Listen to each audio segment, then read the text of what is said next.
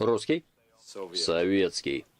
Hello everyone, this is Sergei Sputnikov speaking. Thank you for joining me for another episode of Ushanka Show, where everyone can learn something new about life in the Soviet Union.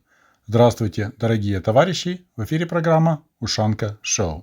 So recently I got a question. Hi Sergey, I recently saw a short video about socks in the USSR.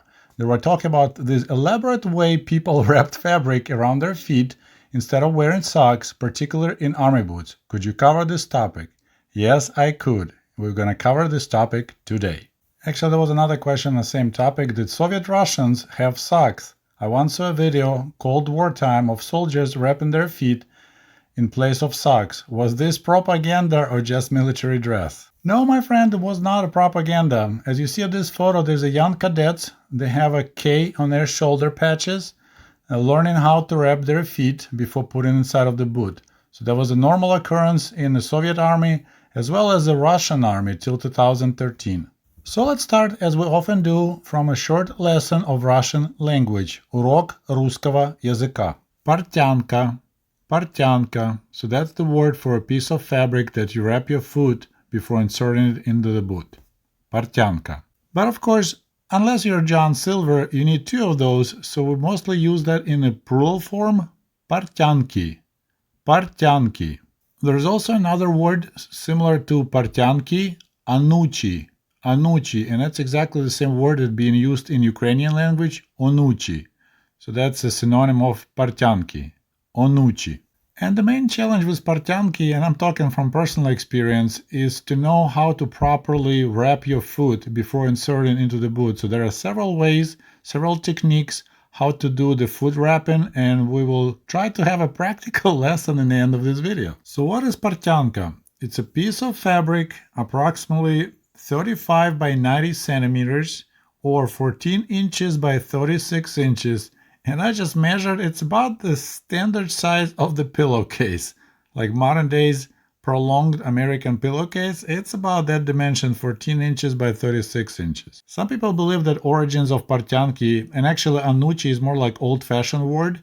So it goes to the time when the Russian peasants were making shoes from strips of bark. So they will strip the bark of a white birch or linden tree, and they make the shoes called lapti. And of course, you need to wrap your feet for comfort. So that's anuchi. That's the look the Russian peasants used to have. It's kind of interesting. I had a chance to chat with my mom, and I asked her if she remembers how to wrap her feet with portyanki, and she laughed and she said, yes, of course.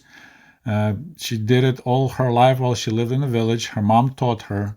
And when I asked her, like, why you didn't use socks, and she laughed and she said, well, because we didn't have socks available. The only thing you could use when you wear boots would be portyanki. And only when she moved to Kiev, that's around 1965, that's when she was able to buy some socks in Kiev, and then she brought them back to the village. So one of the reasons why portyanki was popular is a lack of socks. Socks weren't just available in the Soviet Union all the way into like late 60s, and especially out in the countryside. Some of you may recognize this photo. It was taken around 1977. So we came in early May to help my grandparents to plant potatoes, and it was a pretty cold May that time. So as you see, everyone is wearing tall boots. So out of the country, that was the most popular type of shoes, tall boots, as we call them, sapagi. And sometimes socks don't work really well. Like portyanki work way better with tall boots, with sapagi, than with the normal shoes like that you have shoelaces. And here's another example. So there's my cousin Alex on the right and my grandpa Sergey on the left cutting firewood. And once again, they're both wearing tall boots. They're wearing sapagi and my cousin is wearing rubber boots. And here's my grandpa Sergey, who passed away in the early 1980s, having a smoke on the porch, wearing once again rubber boots. So I'm 100% sure he's not wearing socks, he's wearing portyanki. And one more photo to show you that the tall boots were pretty much everyday footwear for Soviet villagers. So this picture was taken sometimes in the 70s. My grandpa, once again, he's the second from the left, having a smoke while working at the blacksmith shop at the local collective farm. As you see, everyone is wearing tall boots made out of tarpaulin, kirzovые сапоги. If you follow my channel, you should remember that I constantly mention me spending every summer out in the country in the village with my grandparents. And one of the things I used to do is go mushroom hunting with my father, and he always went super early. I never could understand why, because I understand going fishing super early, fish is still hungry, so it'll be a better chance to catch a fish. But mushrooms, they're not hungry, they just grow, whatever. And then my grandpa explained me, we need to beat our competition because there are other people going the same forest to hunt for mushrooms, so we need to be the first ones there. And back then, there were cold nights, so there was a lot of morning dew on the grass, so you had to wear rubber boots. And that's when I started having problems because I believe those rubber boots were slightly too big for me. So when you walk in these tall boots, they will kind of tend to pull your socks off you. And then, of course, you have to stop, fix your socks, or you started getting sore spots. So that's why I complained to my dad, and he ended up teaching me how to wrap your feet and use Portyanki. And I actually got pretty decent with it. I definitely lost that skill now, but we will practice in the end of this video. So that's how I switched from socks to Portyanki, because they just helped to fill the boot completely, so there was no room for the fabric to move, and they worked way better as socks. And of course, there's a topic about Portyanki in the Soviet army. So there's a photo of my late father Nikolai, who was born in 1946. So he got drafted in the Soviet army in 1964, and you see they all wearing tall tarpaulin boots. So they all had to wear Portyanki. It was just supplied by the army, and that's what worked the best for tall boots apparently. As I mentioned earlier, the standard size of Portyanka was approximately 14 inches by 36 inches, and there were two types. So one was like summer Portyanka, those made out of cotton fabric, and the one was for the winter, so those were thicker and made out of flannel. So there would be winter Portyanki or summer Portyanki. So that was one of the skills you had to learn when being drafted to the Soviet army, is to learn how to wrap your feet with Portyanki.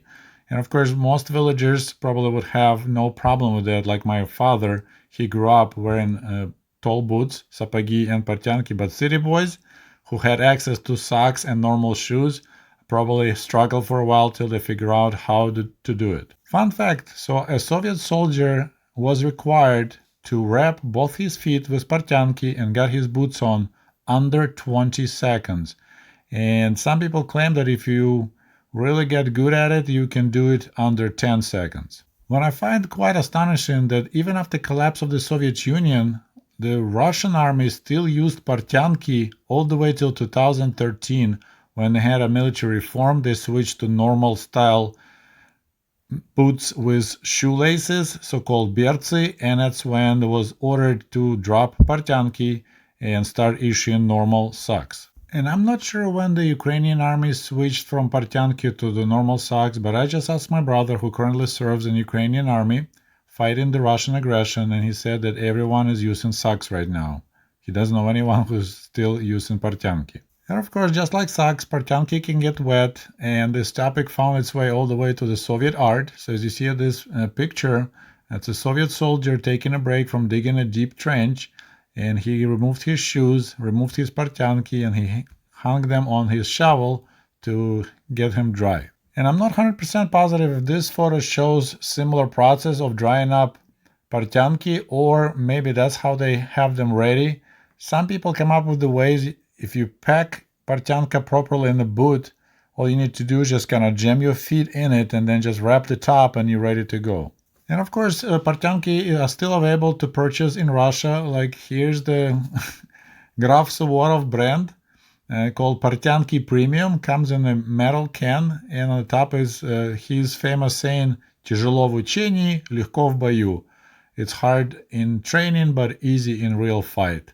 So that's a Suvorov, Graf Suvorov brand Portyanki. And there's still people arguing online about Portyanki, like are they better or worse than socks? And of course, the main negative part of Portyanki that you need to know what you're doing, because if you wrap your feet the wrong way and then you hike all day, your foot will be destroyed. So that's the main minus, that you need to know how to do it. So it's pretty complicated. And then, of course, if you remove your tall boots, your sapagi, you cannot wear Portyanka just like you still can wear socks, right? So then you become barefoot. And now let's take a look at the positives of Portyanka. First of all, Portyanka, it's really easy to be washed and it dries way faster than socks. Portyanka is kind of universal. It works with any size of the feet, so you don't need to have, small, medium, large. Same size works for any size of the feet. It's iznosa stoikaya. That's an interesting word. So it's really wears well because if you have a hole on one side, you can always change the side and wrap different direction. So with the sock, if you have a hole in your toe or in the heel, there's nothing you can do about that sock. But Portyanka could be turned around and still being used. It also allows to have a nice tight fit for the shoe, for the boots that bigger than your size, and that's my case. This is why I started using Portyanka. And of course, it's way cheaper to manufacture and supply soldiers than making socks. Because to think about it, socks is a pretty complicated piece of clothing, right? You have to have a special rubber, things that keep your calf, stay on your calf, and the sizes and the shapes. So yeah, Portyanka definitely is way easier to manufacture and way cheaper. While researching for this topic, I stumbled upon more uses of Portyanka. It just claims that it's so universal that if you need to, you can use a fresh Portyanka, so that's what they call it, свежая Portyanka, as a towel, or as a tablecloth, or as a handkerchief, or any other purposes that you can use the rectangular piece of fabric. Like for example, you can use it to bandage your wound. So Portyanka is universal. Meanwhile, sock is extremely specialized item you can use for anything else except your feet. And since Portyanka was a part of life for many Soviet people, it found its way into different expressions. For example, we can say, how you doing? And you can say, жизнь Portyanka. That means your life is Portyanka, so not really good. Another expression is пустить на портянки. So this is when you have some items like clothing or old tablecloth that pretty worn, but instead of throwing away, you can still utilize it as portyanki. You just gotta cut it down to the size and use it as portyanki. And there's another interesting expression, sushi portyanki. Sushi portyanki. So dry your portyanki, which means take a break. So that's when the soldiers, they were running or doing some other activities, then just tell them, hey, you need to take a break. So sushi portyanki. So you take your shoes off, hang your portyanki, take a break. So that's another kind of slang. Like people say, hey, take a smoke break, but you don't necessarily smoke. Similarly, you sushi portyanki, but you just take a break. And I almost forgot, we had another popular expression, mostly among kids. Ты мой друг или портянка? Are you my friend or you портянка? So are you my friend or you just stinky piece of fabric that people wrap around their feet? Ты мне друг или портянка? And now let's have a practical lesson how to wrap портянка. I will try to perform it and see what happens. All right, as I mentioned, it's pretty much your pillowcase, half of it I cut just one side. And you put it in the corner, kind of like this. So you have something to wrap around and catch right there. Then you start wrapping your foot all the way around and around. Then sometimes you can just try to tuck it in like this so it stays. But usually when you do wrapping, you do it right away next to your boot. I don't have any more tall boots. And then you just pretty much lift your foot. Look, it stays. Look at that. And you put your boot on. And of course, if you want to protect upper part of your calf, then you might want a longer fabric. So you just protect here too, because you can do some chafing up here as well. So that's pretty much your Portyanka Anuchi. Some people think it's better than a sock. I don't know. I prefer this, guys. This is way better.